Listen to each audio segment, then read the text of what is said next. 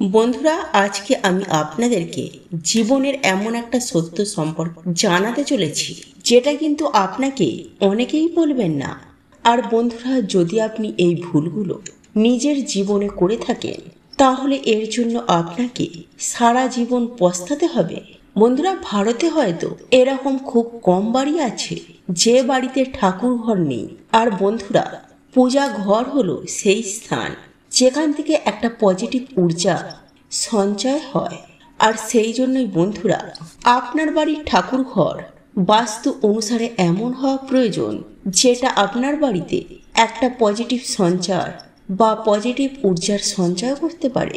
আর যদি বন্ধুরা, আপনি যদি ভগবানকে সত্যিকারের শ্রদ্ধা ভক্তি করে থাকেন তাহলে বন্ধুরা আজকের এই ভিডিওটি সম্পূর্ণ দেখবেন, কারণ আজকের এই ভিডিওটিতে আপনি এরকম অনেক কিছু তথ্য আপনি কিন্তু জানতে পারবেন। আর তাছাড়াও বন্ধুরা, আজ নয়তো কাল এই বিষয়গুলি অতি অবশ্যই জানতে তো হবেই। হ্যাঁ বন্ধুরা, এটাই সত্য। বন্ধুরা, আপনারা দেখে থাকবেন আমাদের বাড়িতে যে ঠাকুর ঘর আছে সেখানে কিন্তু আমরা ঠাকুরের ছবি বা ক্যালেন্ডার কিন্তু টাঙিয়ে রাখি। কিন্তু বন্ধুরা, এই ঠাকুর ঘরেতে এমন কিছু জিনিস রয়েছে যে জিনিসগুলি আমরা রেখে দিই। আর এগুলি রাখার ফলে কি হয়, আমাদের বাড়িতে যে উন্নতি হবে তার পরিবর্তে সংসার কিন্তু ধ্বংস হতে বসে। হ্যাঁ বন্ধুরা, এইরকম বর্তমানে অনেক মানুষ রয়েছে যারা কিন্তু এই বাস্তুশাস্ত্রকে অনেকেই হালকাভাবে নেয়। অনেকেই তো আছে এরকম যারা বিশ্বাসও করে না। বন্ধুরা, আমাদের বাস্তুশাস্ত্রে এমন কিছু জিনিস রয়েছে, এমন কেন, প্রত্যেকটা জিনিসের কিন্তু একটা নির্দিষ্ট স্থান রয়েছে।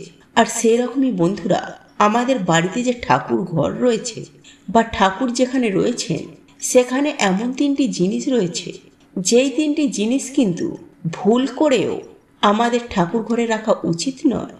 এতে অর্থ নাশ হয়। আর এমন বাড়ি কিন্তু বন্ধুরা মাতা লক্ষ্মী কখনোই নিবাস করেন না। আর এরই সাথে বন্ধুরা, আজকের এই ভিডিওটিতে জানবো ঠাকুর ঘরে এমন কি তিনটি জিনিস রয়েছে যে তিনটি জিনিস কিন্তু ঠাকুর ঘরেতেও অতি অবশ্যই থাকা প্রয়োজন বা রাখা প্রয়োজন। আপনি যদি আপনার বাড়িতে সুখ শান্তি ও অর্থের কামনা করে থাকেন তাহলে কিন্তু এই তিনটি জিনিস আপনার ঠাকুর ঘরেতে রাখা অতি অবশ্যই প্রয়োজন। বন্ধুরা, ভগবান শ্রীকৃষ্ণ বলেছেন যে একটা মানুষ তার ঠাকুর ঘরেতে যার যত রকমের দেবী দেবতাকে পছন্দ তার সমস্ত মূর্তি বা ছবি কিন্তু সে রেখে থাকে এবং সেখানে তারা পূজা পাঠের জন্য সামগ্রিক রেখে থাকে। কিন্তু বন্ধুরা, আমাদের শাস্ত্রে বলা হয়েছে আমাদের বাড়িতে যে ঠাকুর ঘর বা যে মন্দির রয়েছে সেখানে এমন কিছু জিনিস রয়েছে যে জিনিসগুলি রাখলে যতটা ফল দেয় ঠিক এমনই কিছু জিনিস রয়েছে যে জিনিসগুলিকে আপনি যদি আপনার বাড়ির ঠাকুর ঘরেতে জিনিসগুলিকে রাখেন সেটা কিন্তু ততটাই অমঙ্গল এবং অশুভ হয়। বন্ধুরা, এখন বর্তমানে আপনার যত রকমের কাজ রয়েছে সেই সমস্ত কাজ আপনি সাইডে রেখে দিন এবং যে কথাগুলি আজকের এই ভিডিওর মাধ্যমে বলতে চলেছি সেগুলি অবশ্যই মনোযোগ সহকারে শেষ পর্যন্ত শুনুন। কারণ বন্ধুরা, এমন কিছু জিনিস রয়েছে যে জিনিসগুলি রাখলে কিন্তু বাড়িতে অশুভ শক্তি প্রবেশ করে। এর ফলে কি হয়, অশান্তি, ঝগড়া, ঝামেলা এগুলি কিন্তু লেগেই থাকে বাড়িতে। আর আজকে বন্ধুরা এরকম অশুভ কিছু জিনিস সম্পর্কে জানবো যে জিনিসগুলিকে মানুষ তার অজান্তেই কিন্তু তার ঠাকুর ঘরে এগুলিকে রেখে দেয়। তাহলে আজই কিন্তু আপনি সেখান থেকে হাঁটিয়ে সেগুলিকে সরিয়ে অন্য জায়গায় রেখে দেবেন। কিন্তু আপনি আপনার বাড়ির ঠাকুর ঘরেতে এই জিনিসগুলি কিন্তু কখনোই রাখবেন না। বন্ধুরা, এমন কিছু কিছু জিনিস আছে যারা এই জিনিসগুলিকে ঠাকুর ঘরে এই কারণেই রাখে যে তারা মনে করে এগুলো তো ধার্মিক বস্তু, তার জন্য এগুলিকে রাখা যেতে পারে। কিন্তু বন্ধুরা, এমনটা কিন্তু কখনোই নয়। কারণ বন্ধুরা, ভগবান শ্রীকৃষ্ণ অনেক সময় তিনি আগেই বলে দিয়েছেন যে কলিযুগের মানুষ এমন কিছু কিছু জিনিস রয়েছে যেগুলিকে তারা ধার্মিক বস্তু বলে তারা তার পুজো করবে। আর যে জিনিসগুলিকে আমাদের শাস্ত্রে সম্পূর্ণ বর্জিত বলা হয়েছে। হ্যাঁ বন্ধুরা, ভগবান শ্রীকৃষ্ণ বহু যুগ আগেই এই সম্পর্কে ভবিষ্যৎবাণী করেছেন যে কলিযুগে মানুষ অধার্মিক এবং অশুভ জিনিসগুলিকেও তারা পূজা করবে। বন্ধুরা, সবার প্রথম হচ্ছে প্রদীপ এবং ধূপ। বন্ধুরা, আমাদের ভারতে পরম্পরা এই মাটির সঙ্গে কিন্তু জুড়ে রয়েছে। আর সেই জন্যই বন্ধুরা, আপনার ঘরে যে ঠাকুর ঘর রয়েছে সেখানে কিন্তু আপনি অতি অবশ্যই মাটির প্রদীপ রাখবেন। কিন্তু বন্ধুরা, এখন বর্তমান সময়ে ধাতুর প্রদীপ কিন্তু ব্যবহার করে। এতে বন্ধুরা কোনো সমস্যার কিছু নেই। আপনার যদি ভগবানের প্রতি আস্থা থাকে, ভরসা থাকে, ভক্তি থাকে, তাহলে কিন্তু আপনি রাখতে পারেন। এতে কিন্তু কোনো সমস্যা নেই। বন্ধুরা, দ্বিতীয় যে জিনিসটি রয়েছে সেটি হলো স্বস্তিক চিহ্ন। হ্যাঁ বন্ধুরা, আমাদের শাস্ত্রে এমনটাই বলা হয়েছে, আমাদের যে ঠাকুর ঘর রয়েছে সেখানে কিন্তু স্বস্তিক চিহ্ন অতি অবশ্যই থাকা উচিত। হ্যাঁ বন্ধুরা, সেটি হতে পারে আপনি হয়তো নিজেই সিঁদুর দিয়ে সেটাকে বানিয়ে নিয়েছেন। কারণ বন্ধুরা, এই স্বস্তিক চিহ্ন কিন্তু আপনার বাড়িতে সৌভাগ্য, অর্থবৃদ্ধি, অর্থ আয় এবং শুভতার প্রতীক হিসাবে কিন্তু এটিকে গণ্য করা হয়েছে। আর বন্ধুরা, এটি হচ্ছে আসল কারণ।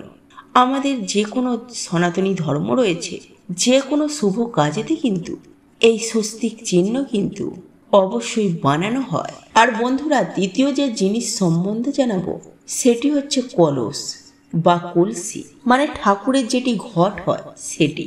বন্ধুরা, ভগবান শ্রীকৃষ্ণ বলেছেন এই কলস মানে যে ঘটিটা সেটা হলো সুখ শান্তির প্রতীক। বন্ধুরা, আপনার ঠাকুর ঘরে যে কলস বা ঘটি রয়েছে সেটাতে কিন্তু আপনি সিঁদুর দিয়ে হোক বা চন্দন দিয়ে আপনি কিন্তু তার ওপরে স্বস্তিক চিহ্ন অবশ্যই বানাবেন। আর এমনটি যদি করা যায় তাহলে বাড়িতে কিন্তু সবসময় সমৃদ্ধ কিন্তু বজায় থাকবে এবং তার সাথে ঐশ্বর্য প্রাপ্তি হয়। বন্ধুরা, চতুর্থ যে জিনিসটি সম্পর্কে আমি আপনাদেরকে জানাবো সেটি হলো শঙ্খ। বন্ধুরা, এটা কিন্তু খুব কম মানুষই জানে যে শঙ্খের উৎপত্তি হয়েছিল যখন সমুদ্র মন্থন হয়েছিল। সেই সমুদ্র মন্থনের সময় 14টি রত্নের মধ্যে এটা কিন্তু বেরিয়েছিল। আর সেই জন্যই এই শঙ্খ মাতা লক্ষ্মীর অত্যন্তই একটি প্রিয় বস্তু। আর এই শঙ্খের আওয়াজ বা শঙ্খের ধ্বনিতে পজিটিভ বাতাবরণ সৃষ্টি হয়। আর সেই কারণেই আপনার বাড়িতে যে ঠাকুর ঘর রয়েছে সেখানে কিন্তু শঙ্খ থাকা অত্যন্ত প্রয়োজন। কারণ বন্ধুরা, ঠাকুর ঘরে যদি শঙ্খ থাকে সেই বাড়িতে কিন্তু মাতা লক্ষ্মী সর্বদার জন্য তিনি বিরাজমান করেন এবং তিনি অত্যন্ত প্রসন্ন হন। আর সেই বাড়িতে অর্থের কমতি কিন্তু কখনোই দেখা যায় না। আর বন্ধুরা, পঞ্চম যে জিনিসটির কথা জানাবো সেটি হলো ঘণ্টা। বন্ধুরা, আপনারা যে কোনো মন্দিরে যান সেখানে দেখবেন ঘণ্টা রয়েছে, কোনো কোনো ঘণ্টা হয়তো ঝুলানো রয়েছে। বন্ধুরা, এই ঘণ্টাকে কিন্তু অত্যন্ত শুভ বলে মনে করা হয়েছে আমাদের শাস্ত্রেতে। আর সেই জন্যই আপনি আপনার বাড়ির ঠাকুর ঘরেতে বা আপনি যেখানে পূজা করছেন সেখানে যদি ঘণ্টা থাকে সেই ঘণ্টার আওয়াজও কিন্তু আশপাশের বাতাবরণ অত্যন্ত শুভ হয়ে যায়। শাস্ত্রে এমনটাও বলা হয়েছে যে বাড়িতে পূজার সময় ঘণ্টা ব্যবহার করা হয় বা বাজানো হয় সেই বাড়ির আশেপাশে যত রকমের অশুভ শক্তি রয়েছে তারা কিন্তু সকলেই ধ্বংস হয়ে যায় আর তারই সাথে সুখ শান্তির দরজা খুলে যায়। তো বন্ধুরা, এই ছিল সেই জিনিসগুলি যে জিনিসগুলি আপনার ঠাকুর ঘরেতে অতি অবশ্যই রাখা বা থাকাটা কিন্তু প্রয়োজন। কিন্তু বন্ধুরা, এবার চলুন আমরা জেনে নেব যে ঠাকুর ঘরেতে কোন জিনিসগুলি রাখা একদমই উচিত না। বন্ধুরা, সবার প্রথম হচ্ছে আপনার বাড়িতে যে ঠাকুর ঘর আছে না সেখানে কিন্তু ভগবান শ্রী গণেশের মূর্তি একটা থেকে কিন্তু দুটো বা তিনটে মানে একের অধিক কিন্তু শ্রী গণেশের মূর্তি কিন্তু কখনোই রাখবেন না। কিন্তু একটির বেশি দুটি কখনোই রাখবেন না, এটা রাখা একদমই উচিত নয়। বন্ধুরা, যদি আপনি আপনার মঙ্গল চান আর আমরা প্রত্যেকেই চাই আমার যেন মঙ্গল হয়, তাহলে আপনি আপনার ঠাকুর ঘর যে রয়েছে তার মুখ্য দুয়ারের সামনে আপনি মূর্তি রাখবেন, কিন্তু মুখটা থাকবে ভেতর দিকে, মানে যেদিকে দরজা তার অপোজিট দিকে মুখটি থাকবে। আর বন্ধুরা, অনেকেই কিন্তু এই ভুলটি করে বসে, তারা কিন্তু সামনাসামনি মূর্তি রেখে দেয় যাতে বাড়ি থেকে মুখটা দেখতে পাওয়া যায়। এটা কিন্তু সিদ্ধিদাতা গণেশের ক্ষেত্রে একদমই উচিত নয়। বন্ধুরা, দ্বিতীয় যে জিনিসটি হলো সেটি হলো ভাঙা চাল, যেটিকে অক্ষত বলা হয়। সেই ভাঙা চাল আপনি কিন্তু আপনার ঠাকুর ঘরে কখনোই রাখবেন না। এছাড়াও বন্ধুরা, আমরা যে চাল অর্পণ করি সেই চালও কিন্তু আপনি আপনার ঠাকুর ঘরে রাখবেন না। হ্যাঁ, রাখতে পারেন, তবে কিন্তু বেশি দিন ধরে রাখবেন না। এই চাল কিন্তু একটা অশুভ শক্তির বৃদ্ধি ঘটাতে পারে। আর তাছাড়াও বন্ধুরা, আপনি যে চাল ব্যবহার করবেন সেই চালে হলুদ মিশিয়েই কিন্তু আপনারা ব্যবহার করবেন। এতে আপনি অত্যন্ত শুভ কিন্তু একটা ফল পাবেন। আর বন্ধুরা, তৃতীয় যে জিনিসটি হলো, আমাদের পূর্বজে মানে ধরুন আপনার দাদু বা আপনার পিতামহ, তাদের কিন্তু ছবি বা ফটো আপনি আপনার ঠাকুর ঘরে একদমই রাখবেন না। হ্যাঁ বন্ধুরা, আপনি আপনার ঠাকুর ঘরে যদি পূর্বজের যদি কোনো ছবি থেকে থাকে সেই ছবি কিন্তু আজই খুলে ফেলুন। এটা কিন্তু একদমই রাখা উচিত নয়। কারণ বন্ধুরা, আমাদের বাস্তু অনুসারে ঠাকুর ঘরেতে মৃত পরিজনের ছবি রাখা সেটা যে কেউ হতে পারে, একদমই কিন্তু রাখা উচিত না আমাদের বাস্তুশাস্ত্রের অনুসারে। এতে কিন্তু অশুভর পরিমাণ কিন্তু ভোগ করতে হতে পারে। দেখুন বন্ধুরা, যারা মারা যান তারা অবশ্যই পূজনীয়, কিন্তু তাদের স্থান ভগবানের সমান বা দেবতাদের সমান কখনোই কিন্তু নয়। আর আপনি যদি আপনার ঠাকুর ঘরেতে মৃত পরিজনের ছবি বা ফটো আপনি যদি টানিয়ে রাখেন, তাহলে কিন্তু পরিবারের বাতাবরণও কিন্তু বিশুদ্ধ হয়ে যায়, আর যার অসৎ পরিমাণ কিন্তু আপনাকে অবশ্যই ভোগ করতে হবে। এছাড়াও বন্ধুরা, অনেকেই এরকম আছে যারা কিছু সাধু সন্তের ছবি কিন্তু বা মূর্তি কিন্তু ঠাকুর ঘরেতে রেখে দেয়, আর এটাও কিন্তু একদমই রাখা উচিত নয়। দেখুন বন্ধুরা, আপনি যদি কোনো সাধু সন্তকে যদি পছন্দ করে থাকেন, যদি শ্রদ্ধা করে থাকেন, তাহলে সেই সাধু সন্তের ফটো বা ছবি আপনি আপনার বাড়ির যে দেয়াল রয়েছে সেখানে কিন্তু আপনি লাগাতে পারেন, কিন্তু ঠাকুর ঘরে তা বলে লাগাবেন না।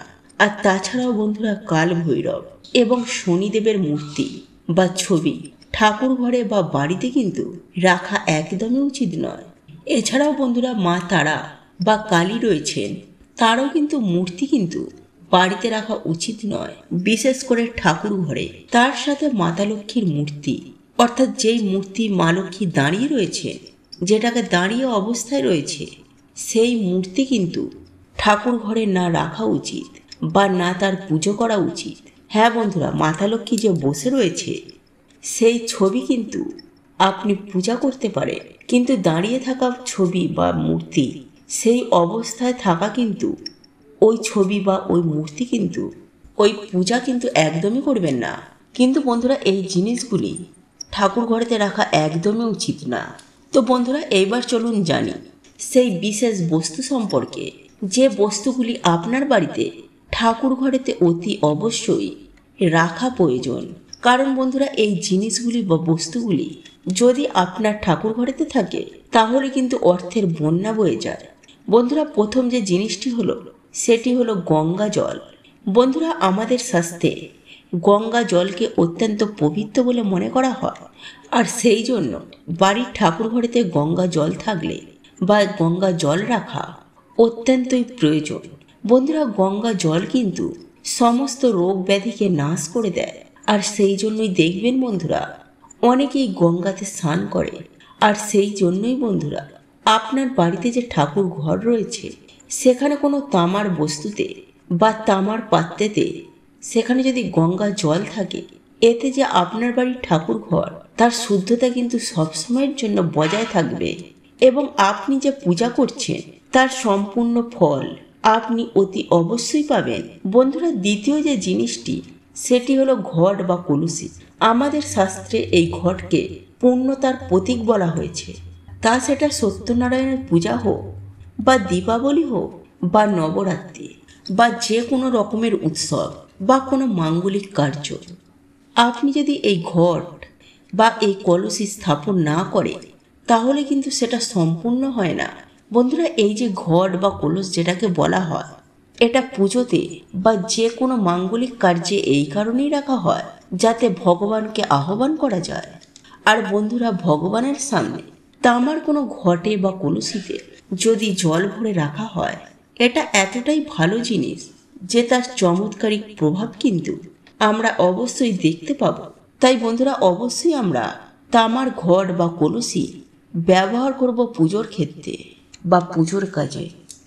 আর বন্ধুরা, যখন আপনি কোনো পূজা করছেন, ধরুন সেই পুজোতে কোনো একটা জিনিস মিস গেল, আপনার কাছে নেই হয়তো সেই মুহূর্তে, তাহলে সেই ক্ষেত্রে বন্ধুরা আপনার কোনো প্রয়োজন নেই যে মাঝপথে পুজো থামিয়ে দেবে।